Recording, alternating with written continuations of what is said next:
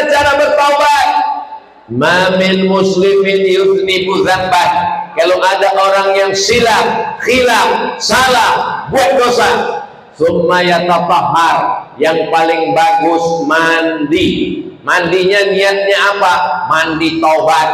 Mandi taubat itu gimana? Seperti mandi wajib. Mandi wajib itu gimana Pak Ustadz? Ini ada orang nanya mandi wajib gimana? Anaknya udah 5. Mandi, yang ketawa anak kecil kayak paham aja. Mandi wajib basah dari ujung rambut sampai ke ujung kaki, nggak boleh ada yang tidak kena sama sekali. Saya nggak boleh kena air Pak Ustadz. Dokter pribadi saya ngasih tahu jangan kena air. Kalau kena air mati. Allah Maha Kasih Maha Sayang. Agama ini ad-dinu yusrun, agama ini mudah. Allah tidak ingin kita sulit dan susah. Bagi yang bisa mandi, yang nggak bisa mandi tayamum, ambil debu tanah, cium, jangan sampai ada bau kencing tai kucing. Lalu kemudian tepuk ke tangan, usap kepala, tepuk ke tangan, usap ke tangan, buka cincin, jam, gelang, rantai, sumbang antik sampai ke siku.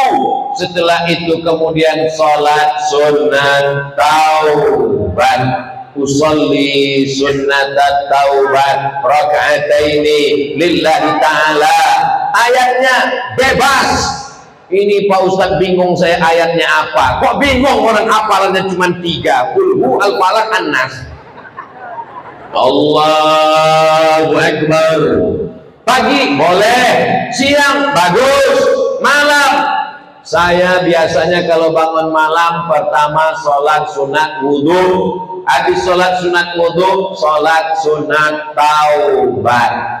Boleh tiap malam Pak Ustadz? Boleh. Habis sholat sunat taubat baru sholat sunat tahajud. Habis itu baru sholat sunat hajat. Mintakan segala hajat-hajat kita kepada Allah Subhanahu wa Ta'ala. Jangan minta ke dukun. Dukun aja lapor ke polisi. Jangan minta ke setan. Mintanya kepada Allah. Iyyaka na'budu wa iyyaka nasta'in. Setelah mandi bersih wudu, salat sunat taubat, tsumma yastaghfirullah, minta ampun kepada Allah. Paling pendek astaghfirullah, agak panjang astaghfirullahalazim, lebih panjang astaghfirullahalazim alladzi la ilaha illa huwal hayyul qayyum wa atubu ilaih. Yang lebih panjang sayyidul istighfar, Allahumma anta rabbi la ilaha illa anta khalaqtani wa ana 'abduka wa ana 'ala 'ahdika wa wa'dika ma stata'tu a'udzu bika min syarri ma sana'tu abu laka bi ni'matika 'alayya wa abu bi dhanbi faghfirli fa innahu la yaghfiru dzunuba illa anta. Enggak hafal Pak Ustaz? Cari di Google. Gimana cara nulisnya? www.google.com. Tulis Sayyidul Istighfar, enter, ada gambar, image, langsung print, tempel di tempat yang paling sering diingat. Jadikan wallpaper laptop, komputer, handphone. Setiap buka, Allahumma anta rabbi la ilaha illa anta khalaqtani. Mudah-mudahan Allah mengampunkan semua dosa-dosa kita insyaallah. Astaghfirullah Rabbal baraya.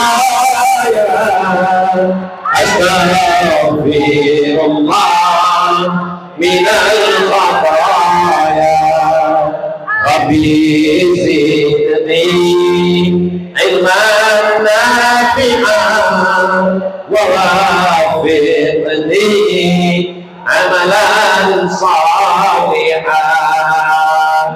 Ya Rasulullah salamun alaik ya Rafi'an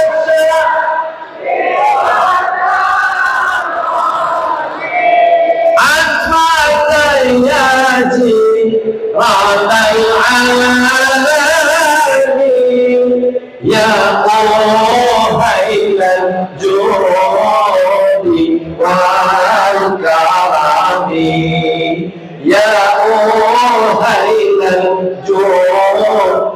wal karami. Makanya nanti kalau ada tabligh akbar, Isra Mi'raj, menyambut Ramadan, mensucikan hati, istighatsatullah, muhasabah, hadir atau enggak hadir? Hadir. Datang atau enggak datang? Datang. Karena kalau kita rame-rame itu semangatnya beda.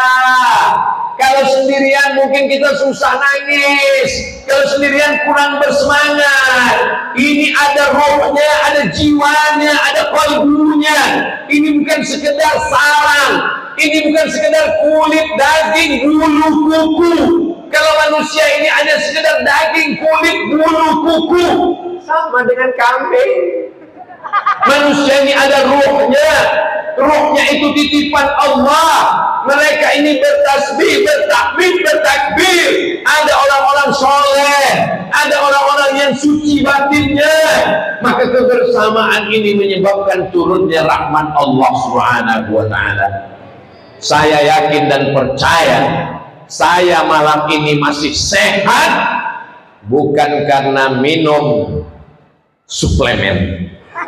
Karena saya dilarang sama dokter. Ustaz Abdul Somad minum apa? Teh manis.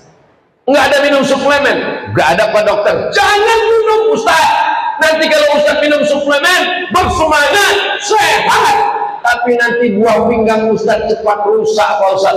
Alhamdulillah. Jadi yang buat sehat ini apa? Ustaz pakai jin. Enggak. Ustaz dibantu nyiblorong, sundel bolong, suster ngesot Dracula. Enggak ada. Lalu apa yang buat sehat? Yang membuat sehat adalah doa jamaah ini semua. Tadi sebelum kemari saya mampir silaturahim ke rumah Pak Hari. Putranya, anaknya nanya, pertanyaannya unik, aneh. Apa perasaan Ustadz Somad melihat jamaah yang ramai? Apa ya? Apa perasaan saya disambut anak-anak, bapak-bapak, ibu-ibu? Saya mau pandang ke depan, sendal saya mana? Tinggal di mobil. Hilang. Saya mau pandang ke atas, ibu-ibu semua kameranya nyala, saya lambaikan. Apa perasaan dalam hati Ustadz Somad? Apakah Ustadz bahagia? Apakah Ustadz senang? Apakah Ustadz bangga? Apakah Ustadz sombong? Perasaan dalam hati saya satu, sedih. Loh, kok Ustadz sedih? Apa yang Ustadz sedihkan? Yang kusedihkan adalah aku bicara di depan orang banyak, disangka manusia aku hebat, padahal amalku rusak karena ria, karena aku ditonton oleh viewer, follower, dan subscriber. Aku mengatakan mari sucikan hati, bersihkan hati. Ternyata jamaah yang ada di pojok, di sudut sana, yang bukan siapa-siapa, bukan profesor, dokter, bukan ulama, tapi hatinya jauh lebih bersih daripada aku. Betul? Kok betul? Ada yang teraniaya, kakinya terinjak, tangannya sudah mengulur mau salaman. Kecil badannya, pendek, terselip di ulur tangan.